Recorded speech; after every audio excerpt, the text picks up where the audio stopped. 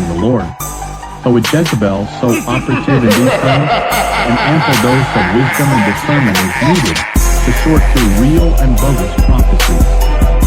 Having spent themselves during many hours of frenzied activity, the prophets of Baal were exhausted with nothing to show for their ardor. Now Elijah was ready for action. He approached the old abandoned altar to Yahweh that was in disrepair. He methodically rebuilt it and encompassed it with a trench about 3 feet wide. The wood was arranged for a fire, and the bull was cut laid on the wood. Then Elijah instructed those assisting to fill the trench with water, and that wasn't enough. He had water poured on the bull being sacrificially offered, and also poured water on the wood. The second time he had the bull and wood drenched in water. Then a third time. So much water was put on the altar that it ran over and filled the trench. This whole drama was doubtless played out over some time to prove a point. The neglected God of Israel was igniting the sacrifice with fire. In my mind's eye, I can see Jezebel and Ahab flinching with each pot of water, their guts getting tighter and tighter as Elijah literally poured it on. My guess is that monarchs remotely imagined that their priests would fail, and that Elijah would succeed. The tension inside Jezebel was rising tighter and tighter as Elijah literally poured it on. My guess is that neither of these monarchs remotely imagined that their priests would fail, and that Elijah would succeed.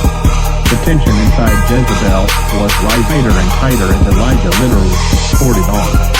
My guess is that neither of these monarchs remotely imagined that their priests would fail, and that Elijah would succeed. The tension inside Jezebel was rising tighter and tighter as Elijah literally poured it on. My guess is that neither of these monarchs remotely imagined that their priests would fail, and that Elijah would succeed. The tension inside Jezebel was rising moment by moment, with an emotional crescendo that was explosive. Beware, Jezebel doesn't take defeat well. The minister of God who chooses to take on this demonic force should be aware of the kickbacks that's coming. Elijah stepped forward near the water-soaked sacrifice and majestically called upon the Lord. He wanted more than fire. He wanted a demonstration of God's power that proved to Jezebel she had been defeated. Let it be known this day that you are God in Israel. 1 Kings chapter 18, verse 36. The fire fell. It consumed the bull offering and the wood. It incinerated the stones and even turned the water to vapor. It was no flash of lightning that some might attribute to atmospheric events. It was an all-consuming fire like that of the burning bush seen by Moses. It burnt and burnt until its purpose was accomplished. Now what are you going to do, Jezebel? One might ask in retrospect. Elijah is a hard act to follow. To make matters worse, all the people, except the prophets of Baal, Jezebel, and Ahab, prostrated themselves and worshipped Yahweh, declaring, "The Lord, He is God." 1 Kings chapter 18, verse 39. After the fire, judgment. Don't expect Elijah to be magnanimous in victory. This was no ordinary conflict.